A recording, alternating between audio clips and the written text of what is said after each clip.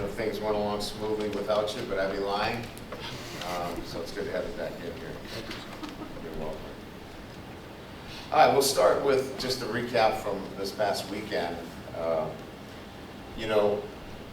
Many times you kind of get a chance to, regroup after the press conference, which, I don't want to go on a long dissertation, but they should have the post-game press conferences today.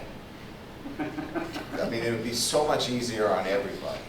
You get a chance to watch the film, and you kind of just calm down. It's like you're right in it. We were just, in a battle, and emotions are what they are. But today, I feel a lot better.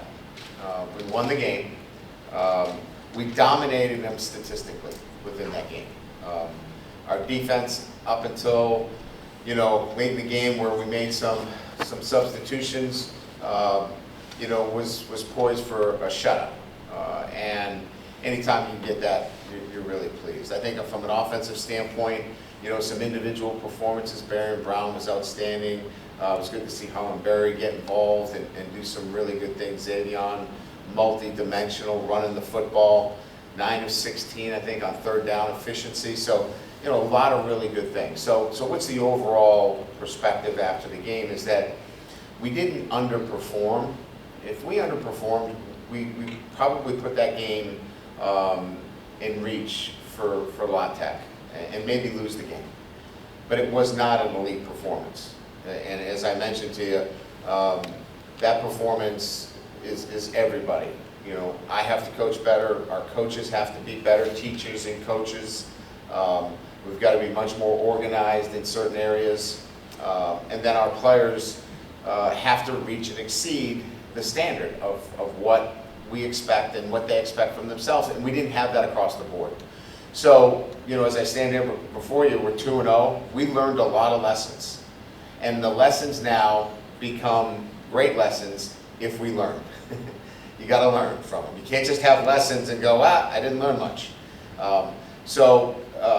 Looking back on it, there's a lot of good things to take out of this game for us moving into the SEC play and an outstanding opponent in Florida. So with that, I'll segue right into the game this weekend. And I'll start with, we're in Tiger Stadium. And so we need to be Death Valley.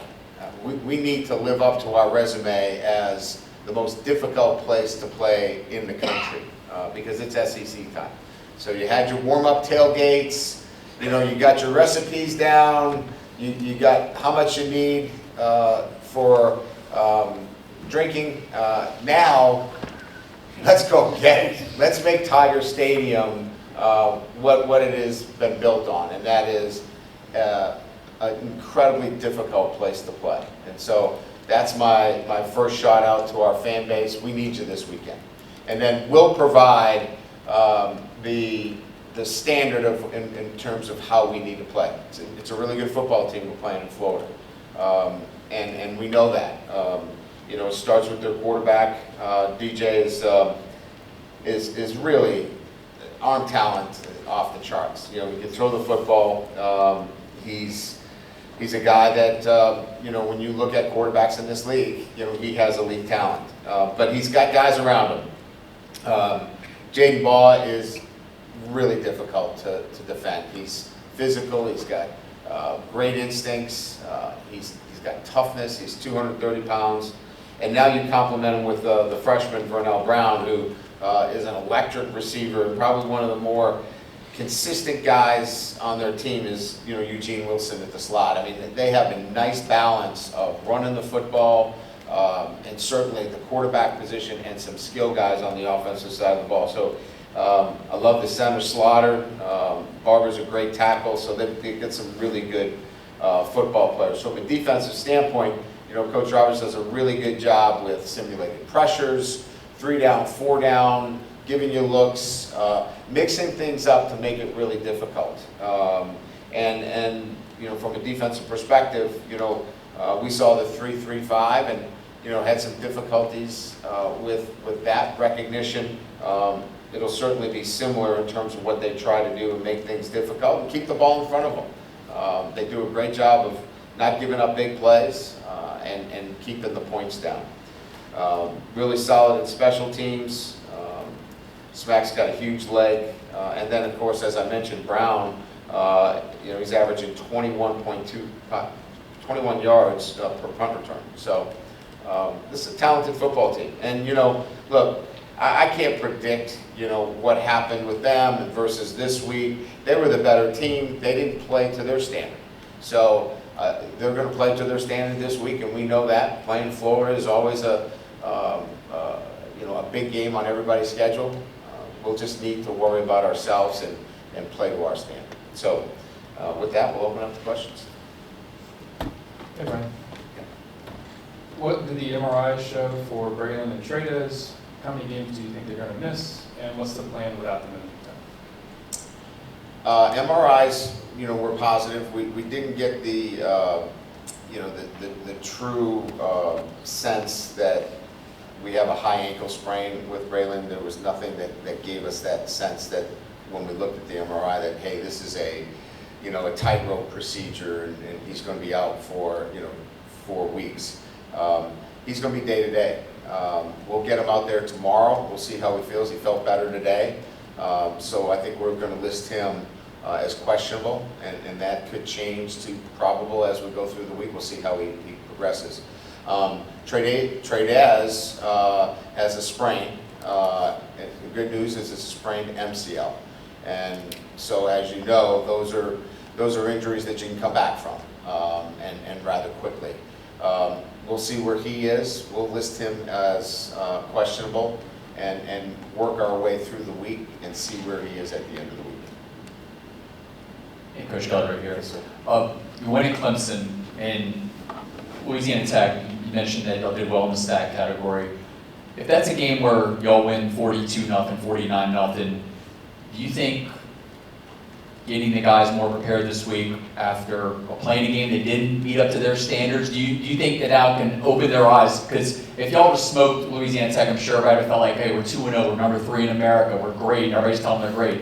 Some people are, kind of pumping the brakes now. Do you feel like that can give you an edge this week to get the guys to refocus? Yeah, I don't think we listen to the narratives as much as we really focus on, what are the things that we would learn. I'd rather won 49-0. We would have got a chance to get a lot of other guys in the game that we could not get into the game that deserve to play. But on the other side of it, it shows you that you've got a consistent team that clearly understands, how to prepare and then how to perform at a high level. That wasn't an elite performance. So we go back to our process, and our process is, how did we prepare during the week? What are some of the things that we need to do better and double down on? And so if you ask me, I'd like to win and learn lessons. That's really the crux of this. And, we won the game and we learned some really good lessons. Yeah, Brian, the running game on Saturday, was it a lack of, remember, it was play calling as far as variety of different runs, which you had in Clemson, or was it more execution, or both?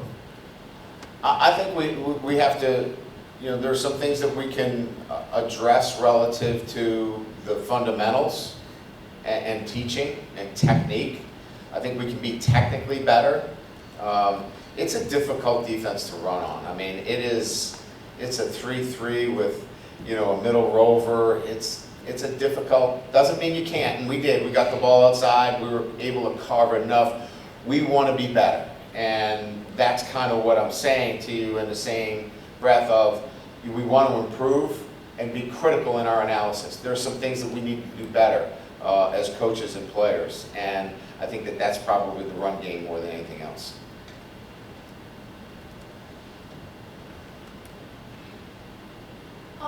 With Trades Green being out, how critical? He's not out. Questionable, sorry. Okay, there you go. With Trades Green being questionable, how important do you think it will be for Chris Hilton to step up against Florida secondary? Yeah, I mean, Chris is an important part, right? I mean, but they play different positions. We need Bauer Sharp is going to have to play. We hope that Treydes plays. We're not sure yet. We'll let the week kind of dictate that, but we're better positioned. Donovan Green is an experienced player that can step in and give us the things that we need. And look, I mean, I think at the end of the day, we all know it's not one player. Would we like him there? Yeah, we hope he's playing on Saturday, but if he's not, we'll be prepared to make adjustments. Not to suggest you should have approached it different, but do you think all the emphasis on beating Clemson and the months of it, do you think that led to something of a letdown in intensity or focus for the game last week? No, and I'm honest with you, right? I'll tell you what I see. Our effort was really good. Our pregame was really good. We weren't flat, lacking emotion. You worry about that sometimes with what you just said, is that did you get too high for one and then dip down?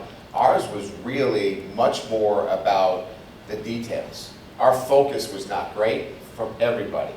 There were some that had great focus, but we need that from everybody. And our attention to detail. So our traits were a little off.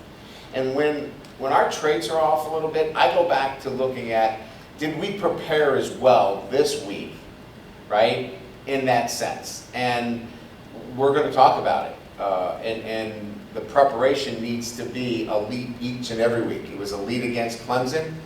We're going to ask that question to our team. Was our preparation elite? And I think we're going to find out that for some it was, and for others, we need to do better. And that's going back to, I want to learn lessons and win at the same time. But I really like the energy we played with, the want to and the care, and not looking at La Tech and saying, well, this isn't Clemson. I didn't feel that at all. What I felt was lack of attention to detail in some areas. Look, we had a penalty. I'll give you an example. We're kicking off at the 50-yard line. Now, if you kick that thing out of bounds, it's a 30-yard penalty. They start on the 20, right? Or they tell you to back up 5, and then we kick it out of the end zone. That is a play we've gone over and over and over and over for tactical advantage, and we line drive it into the front line guy. Unacceptable. So we had things like that occur that is attention to detail and being on top of your work. And so if I felt like we were flat and unemotional and didn't play with a desire that we need to, I'd be a lot more worried going into this game. Coach, last year in Gainesville, they really got after Nussmeyer, their defensive line and so forth. What do they have back? What challenges are there? And if I could, does last year's game play any part of motivation or preparation for this week? Yeah, it's a different team, different players. Yeah, I thought they did a really good job. I mean, their simulated pressures are really good. They had, a couple of big guys up front that we struggled a little bit with, but that's the SEC. Like, everybody's going to have really good players, and it really comes down to your focus and execution more than what Florida. And we respect the players that they have. Last year, we didn't convert. We didn't cash in when we got into opportunities to put touchdowns on the board. We field goal, we settled for field goals. So we have to score touchdowns. That was the case this weekend too, right? I mean, we get all the way down there on the drive, we're kicking field goals. We need to convert when we get into that tough territory. I guess just looking back at the film, just having more sense of what you saw Garrett do in that game, just what were some of your overall takeaways and just some of the conversations maybe you guys have had the last 24 hours? He did some really good things. Look, his standard is so high. I mean, I think he's going to be in Mount Rushmore in about a month. I mean, it's crazy, the expectations. And he's still a college player that is working to get better. So there's some things that he would like to do better. And I think, he would tell you that, he learned a lot from last week. And that's great. That's all you want. At the end of the day, I want to see our guys go, I learned some things here that are going to help me be a better quarterback. And we'll ask all of our players, including Garrett, to think that way. Too, if I can. How did DJ do being back in the driver's seat? And then you referenced the coaching and the preparation enough that makes me wonder, are you speaking game week or in-game kind of recognition and reaction? DJ Chester starting at center if he has to start. We're very comfortable with him. I thought he did a nice job 3 down's hard because you got somebody on your nose, right on top of you, and you're snapping the ball in shotgun situations. Look, to have a guy like him is invaluable, right? I mean, he didn't take a ton of snaps the last couple of weeks at center. We had him out at left tackle. He's played guard. He's so valuable, and he went in there and he did a heck of a job. When I talk about coaching is 24/7. It's the relationships you have with your players. It's being able to have conversations with them on Mondays about, how they prepare during the week.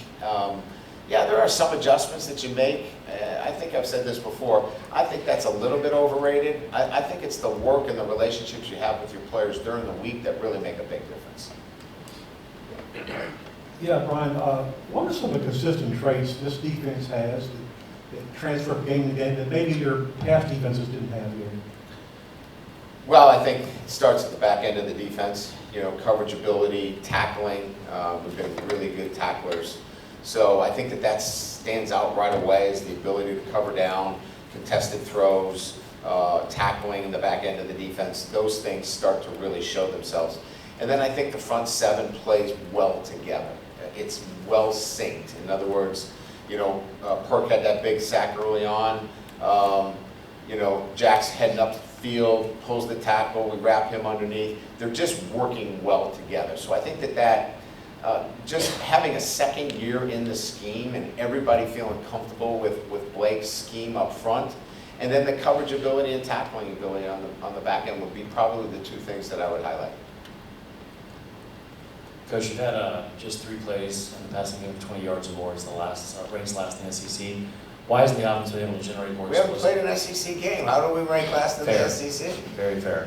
We'll play Florida, and then we'll tell you whether we're last. Perfect. But why is the You guys can spin anything. I thought I was the guy that's supposed to spin it. You guys are supposed to ask more pertinent questions. Go ahead. Better question. Why has the offense been able to generate more explosive plays so far before SEC play? Yeah, I think, it's a little bit of both, right? You've seen what we're doing. We're a lot more creative relative to the running game and getting some explosive plays. I think Varian Brown had an explosive play in the running game. Xavion had explosive. Harlan had an explosive. I think those explosive plays maybe went to the receivers last year, and you're seeing more explosive plays in the run game. We need to score more points. And I think really the issue for me more than anything else is converting in those tough territory areas and scoring touchdowns instead of field goals. I like the balance now that we have explosive receivers that can catch it, but we also can run the ball and get some explosive. We really struggled with that last year. And so where I'll really be interested in see where this thing falls is our conversion rate in the red zone. That's really where I'm focused right now, is converting in the red zone and scoring touchdowns instead of field goals. Now that you played a whole game without Braylon Moore, what did you learn about his value to the offense, his value to the team, and what that he allows the offense to do? Yeah, I think it's kind of one of those things where we saw what he did in game 1, and he played very well. He was the SEC Player of the Week. A lot of people felt that way too. We did, certainly. We're just fortunate that we have another player that can step in and do a really good job for us. And DJ started 13 games last year. For him to come in on the second play and be mentally ready to do it. And I think that's a really big thing. Some guys mentally have a hard time not starting and not being in the game, and then when you put them in, it's hard for them to be in that performance mindset, right? They've been sitting around, and he's unique in that way. He's mature, he can step in. So I think this really says a lot more about what we know we have with Braylon Moore was on display against Clemson. And then what we saw this past weekend is that we have a number 2 who can play as a number 1. And that's a really good asset. We're going to know. So Billy Napier, I know you have some experience playing against him. I'm wondering, I'm asking this in the context of, a lot of people calling for his head down there. You don't have to comment on that, but I would welcome it. Crazy. Crazy. But what have you learned about him as a coach and what your impressions? He's a really good football coach. He knows his team. He knows what their strengths and weaknesses are. You can see it on film. He's building a culture that is fit to his eye in terms of what he wants to do. He's doing it his way. And that's awesome. I think that, you know, look, I came in here, right, and Ed was here, and he won a national championship, right?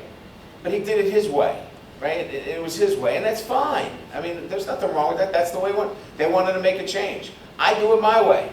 It takes time to put in your philosophy and the way you like to do things. You know, I do them a lot different than Ed does. But he still won, right? They asked for a change. I came. It takes time to make that change. And it's the same thing with Billy. Billy's come in after 2 or 3 other head coaches that changed the way the other coaches did it. And now he's starting to stabilize that program. So people talk about whatever they want. It's crazy. It takes you what it takes. And he'll get that thing where he wants it. I think he's got it right now. They beat us last year. So again, we need to worry about us, and that's what we do. I worry about what we do on a day-to-day basis and make sure we're prepared to be our best on Saturday.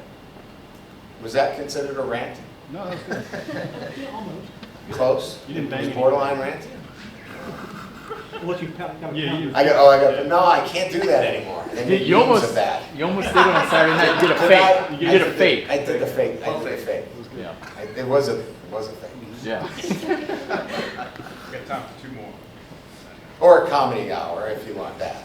I don't know where to go from there. Did Harley Berry earn more touches moving forward after head coach? He required a conversation, because, you know, look, running the football is so much more about next level and making people miss. He did a great job. He made a couple guys miss, extended a play. We knew he was talented, right? I mean, this is much more about, you know, catching up to the system that we run, right? Protections out of the backfield, you know, right reads, those things. You know, but it required a conversation that this is a guy that we've got to keep an eye on. Speaking of conversations, we've seen 2 penalties, one in the NFL and one in college this week in personal fouls that maybe change the course of games. Do you take this moment to speak to your team about the impact that, you know, one play could have using these examples? Well, we don't talk about specifically spitting at somebody because that's, you know, that's not even an issue that I would broach, because it just, that's not the kind of guy we want you to be, right? But we do talk about emotional control.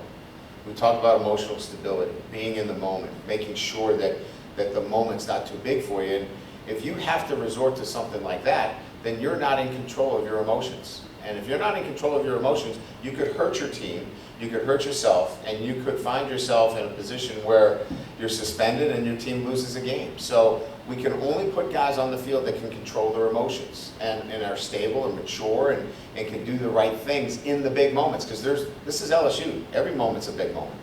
And so we evaluate it from that perspective, and you get an opportunity in practice to see what happens. And are you a guy that takes your helmet off and wants to get into a fight right away? Or can you go compete hard every single play and come back to the next play and not let something like that get you out of your emotional zone?